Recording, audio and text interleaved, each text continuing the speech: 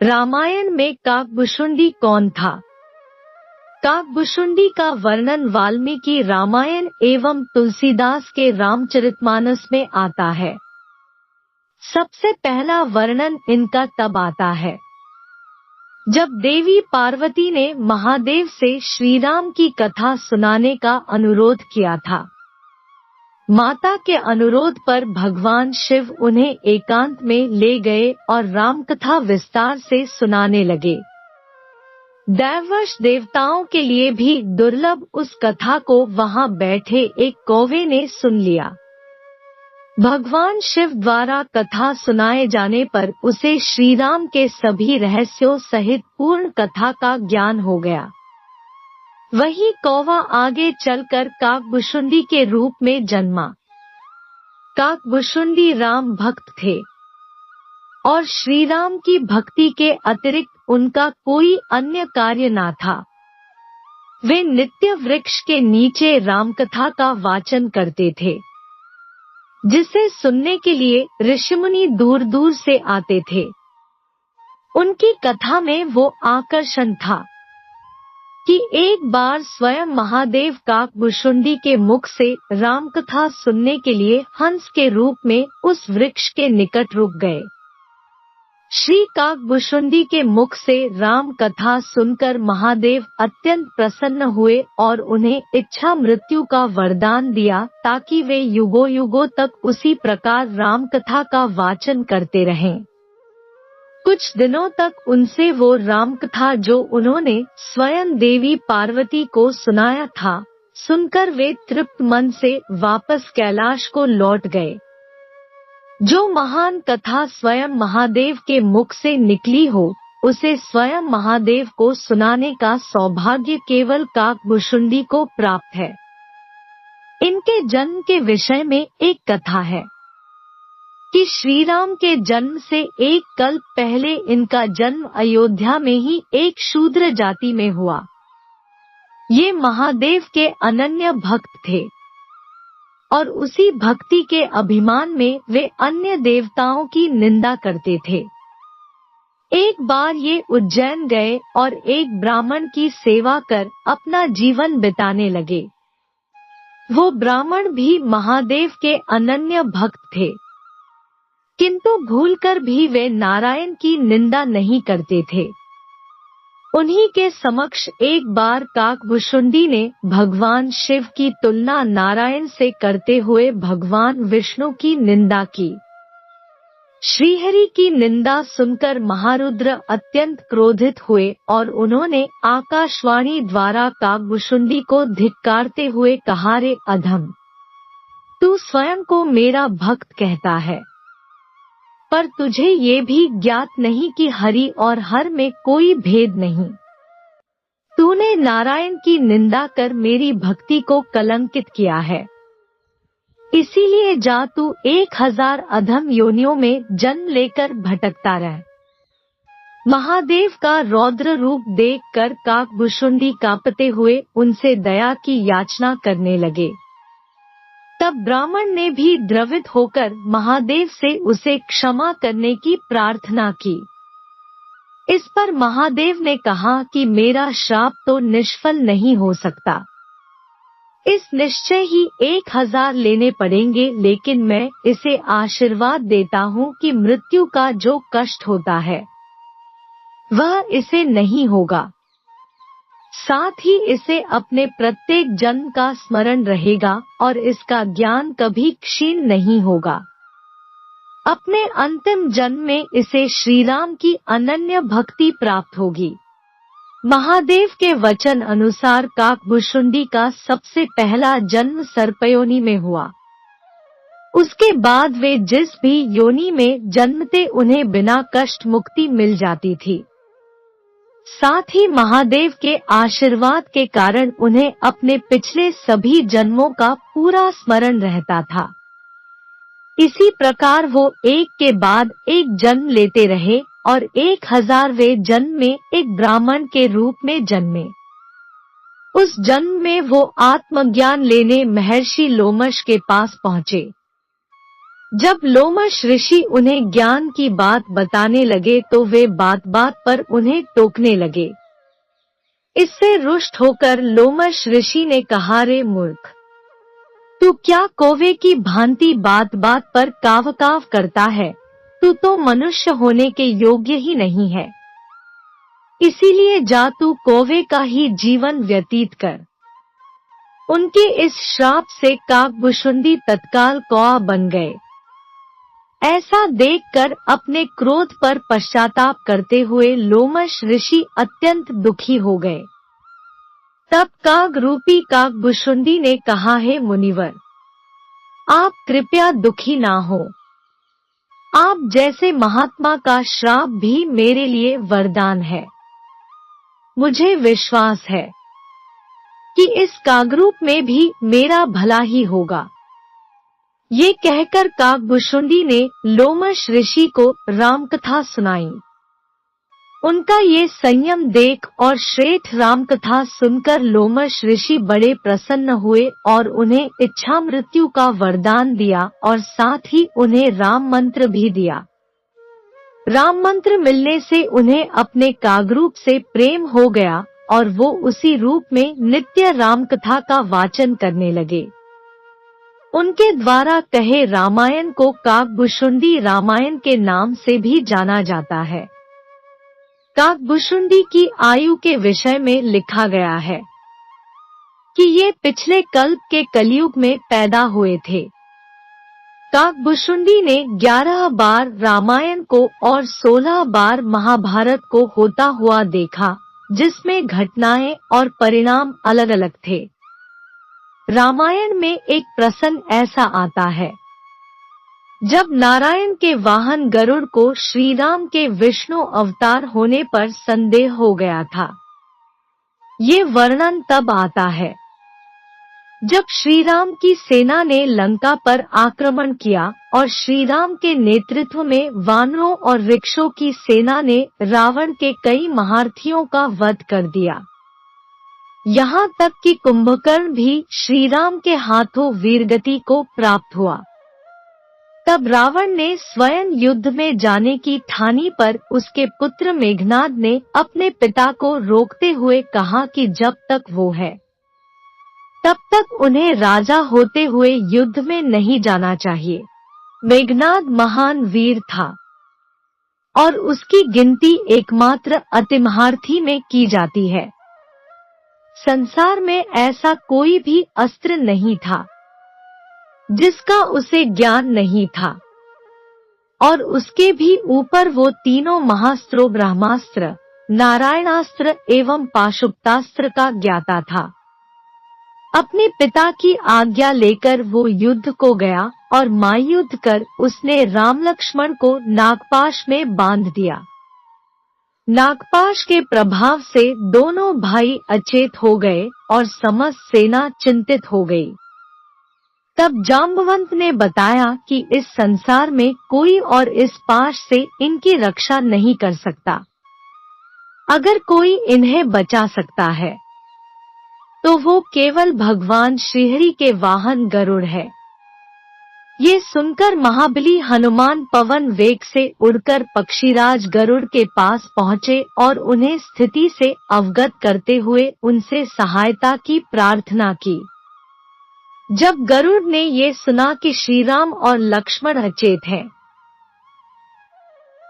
तो वे तुरंत हनुमान के साथ चल दिए। गरुड़ ने अब तक श्री राम के बारे में सिर्फ सुना ही था और उनके आराध्य भगवान विष्णु ने उन्हें ये बताया था कि श्री राम उन्हीं के अंश है। तब से ही गरुड़ के मन में श्री राम के दर्शनों की इच्छा थी। जब वे रणभूमि में पहुंचे तो वहां उन्होंने श्री राम और लक्ष्मण को एक साधारण मानव की तरह नागपाश में बंधा देखा। वे बड़े आश्चर्यचकित हुए कि जिन्हें भगवान विष्णु का अवतार कहा जाता है, वो कैसे एक साधारण नागपाश में बंधे पड़े हैं। उन्होंने तत्काल नागपाश को काटकर दोनों भाइयों की प्राण रक्षा की। जब दोनों सचेत हुए तब श्री राम ने गरुड़ का आभार प्रकट करते हुए कहा, है महाबली पक्षीराज, आपने हम दोनों भाइयों के प्राणों की रक्षा की है। इस कारण मैं आपको सादर नमन करता हूँ। मुझे अपने प्राणों का मोह नहीं किंतु अपने मेरे अनुज के प्राण बचाकर मुझ पर बड़ी कृपा की है। विष्णु अवतार श्री राम को इस प्रकार बोलता देख गरुड़ को पुनः आश्चर्य हुआ। वो अपनी शंका का समाधान श्री राम से ही करना चाहता था, किंतु उन्होंने संकोच के मारे कुछ कहा नहीं और उन्हें प्रणाम कर वापस लौट गए। पर उनके मन में ये शंका उत्पन्न हो गई कि क्या सचमुच श्री राम भगवान विष्णु के अवतार हैं, अथवा ये सब केवल एक किंवदंती है। वे अपनी शंका लेकर सबसे पहले देवर्षि नारद के पास पहुँचे, किंतु उन्होंने गरुड़ को परमपिता ब्रह्मा के पास जाने की सलाह दी। जब वे ब्रह्मदेव के पास अपनी शंका लेकर पहुँचे तो उन्होंने हंसकर उन्हें महादेव के पास भेज दिया। अब वे महादेव के पास पहुँचे और भगवान शिव ने उनसे उनकी शंका पूछी। तब उन्होंने कहा, है महादेव, आज जो मैंने देखा है उससे मेरे मन में शंका उत्पन्न हो गई है कि श्री राम क्या वास्तव में मेरे प्रभु नारायण के अवतार हैं। महादेव ने मुस्कुराते हुए पूछा, ऐसा क्या देख लिया तुमने? तब गरुड़ ने कहा, प्रभु, मैंने देखा कि श्री राम अपने भ्राता लक्ष्मण सहित एक साधारण से नागपाश में बंधे पड़े हैं। हे महादेव, लक्ष्मण तो स्वयं शेषनाग का अवतार कहे जाते हैं, तो फिर वे किस प्रकार एक तुच्छ नागपाश में बंध सकते हैं? मेघनाद महान वीर था और उसकी गिनती एकमात्र अतिमहारथी में की जाती है। संसार में ऐसा कोई भी अस्त्र नहीं था जिसका उसे ज्ञान नहीं था, और उसके भी ऊपर वो तीनों महास्त्रों ब्रह्मास्त्र, नारायणास्त्र एवं पाशुपतास्त्र का ज्ञाता था। अपने पिता की आज्ञा लेकर वो युद्ध को गया और महायुद्ध कर उसने राम लक्ष्मण को नागपाश में बांध दिया।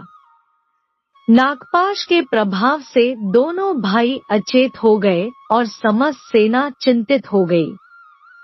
तब जाम्बवंत ने बताया कि इस संसार में कोई और इस पाश से इनकी रक्षा नहीं कर सकता। अगर कोई इन्हें बचा सकता है तो वो केवल भगवान श्रीहरि के वाहन गरुड़ है। ये सुनकर महाबली हनुमान पवन वेग से उड़कर पक्षीराज गरुड़ के पास पहुँचे और उन्हें स्थिति से अवगत करते हुए उनसे सहायता की प्रार्थना की।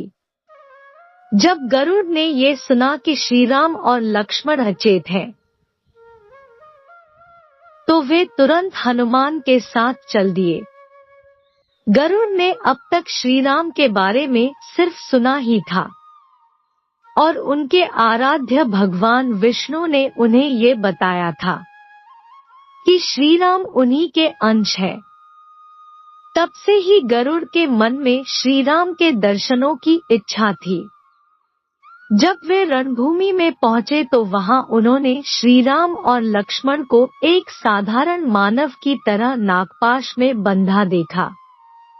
वे बड़े आश्चर्यचकित हुए कि जिन्हें भगवान विष्णु का अवतार कहा जाता है, वो कैसे एक साधारण नागपाश में बंधे पड़े हैं। उन्होंने तत्काल नागपाश को काटकर दोनों भाइयों की प्राण रक्षा की। जब दोनों सचेत हुए तब श्री राम ने गरुड़ का आभार प्रकट करते हुए कहा, है महाबली पक्षीराज, आपने हम दोनों भाइयों के प्राणों की रक्षा की है। इस कारण मैं आपको सादर नमन करता हूँ।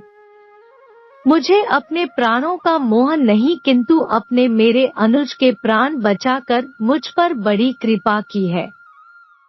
विष्णु अवतार श्रीराम को इस प्रकार बोलता देख गरुड़ को पुनः आश्चर्य हुआ।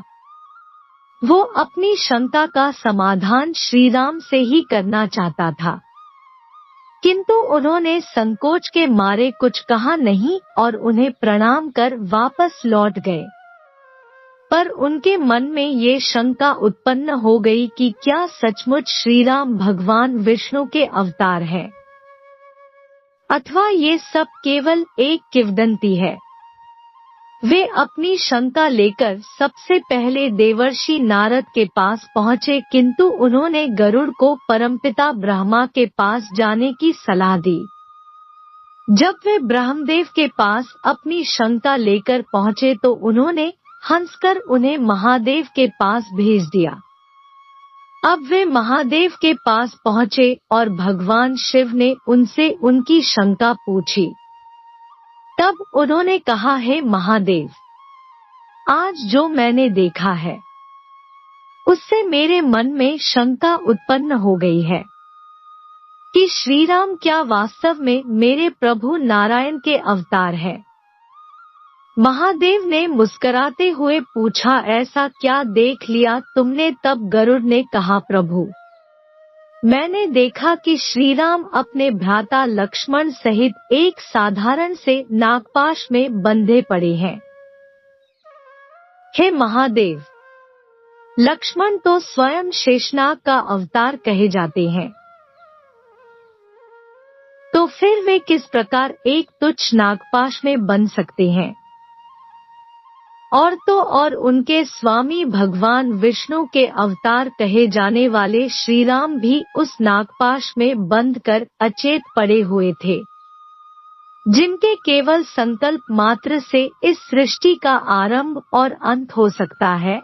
उस भगवान विष्णु के अवतार कहे जाने वाले श्रीराम को मुझ जैसे तुच्छ प्राणी की सहायता की आवश्यकता क्यों पड़ गई? इस कारण मैं संदेह में पड़ गया हूँ। आप कृपा कर मेरे संदेह को दूर करें। तब महादेव ने पूछा, ब्रह्मदेव ने इस विषय में क्या कहा? तब गरुड़ ने कहा, प्रभु, परमपिता ने कुछ कहा नहीं, अपितु हंसकर मुझे आपके पास भेज दिया। तब महादेव ने कहा, वत्स, उन्होंने कोई उत्तर इसलिए नहीं दिया क्योंकि ये उत्तर देने योग्य प्रश्न ही नहीं है। राम पर संदेह करना स्वयं नारायण पर संदेह करना है। आता तुम पृथ्वी पर जाकर मेरे भक्त काकभुशुंडी से मिलो, वो निश्चय ही तुम्हारे संदेह का निवारण करेगा। ये सुनकर गरुड़ पुनः पृथ्वी पर काकभुशुंडी के समक्ष पहुँचे, जो एक वृक्ष के नीचे राम कथा कह रहे थे। दूर दूर से आए विद्वान और महर्षि तल्लीन होकर उनकी कथा सुन रहे थे। गरुड़ भी वही प्रतीक्षा करने लगे। जब कथा समाप्त हुई तो काकभुशुंडी ने गरुड़ को देखा और उनका स्वागत करते हुए कहा, हा, कितने सौभाग्य की बात है कि मेरे प्रभु नारायण के सेवक महाबली गरुड़ मेरी कुटिया में आए हैं। कहिए मैं किस प्रकार आपकी सहायता कर सकता हूँ? तब गरुड़ ने उन्हें अपना संदेह बताया, जिसे सुनकर काकभुशुंडी ने कहा, पक्षीराज, सावधान होकर सुनिए। मैं आपको श्रीराम का वो रहस्य बताता हूँ जिसे स्वयं महादेव ने देवी पार्वती को बताया था और मैंने उस ज्ञान को सुना था। श्रीराम निसंदेह श्रीहरि के ही अंशरूप है। लंकापति रावण, जिसके अत्याचारों के भार से पृथ्वी त्रस्त थी, उसी के वध के लिए नारायण ने भगवान विष्णु के 7वें अवतार के रूप में जन्म लिया।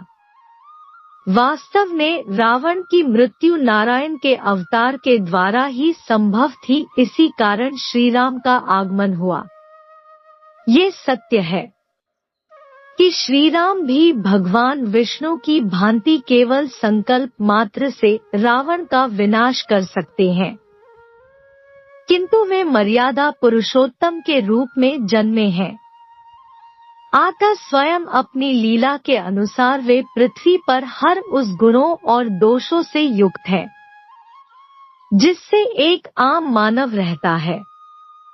यही कारण है कि श्री राम भगवान विष्णु के अन्य अवतारों से अलग मनुष्यों के सर्वाधिक निकट है और उनके लिए एक आदर्श है। आता है गरुड़। जो आपने उन्हें युद्ध में अचेत पड़ा हुआ देखा उसे उन्हीं की लीला मानिए, क्योंकि बिना उनकी इच्छा के उन्हें त्रिलोक में कोई भी मूर्छित नहीं कर सकता। और जहाँ तक लक्ष्मण की बात है तो वो भी निश्चय ही नागराज शेष के अवतार है, किंतु वे भगवान विष्णु के भक्त है और मानव रूप में भी वे अपने प्रभु श्री राम का ही अनुसरण कर रहे हैं। इस प्रकार श्री राम का रहस्य जानकर और काकभुशुंडी द्वारा नाना प्रकार से समझाए जाने पर गरुड़ का भ्रम दूर हुआ। उन्हें अपनी गलती का एहसास हो गया और उन्होंने मन ही मन श्री राम से क्षमा मांगी।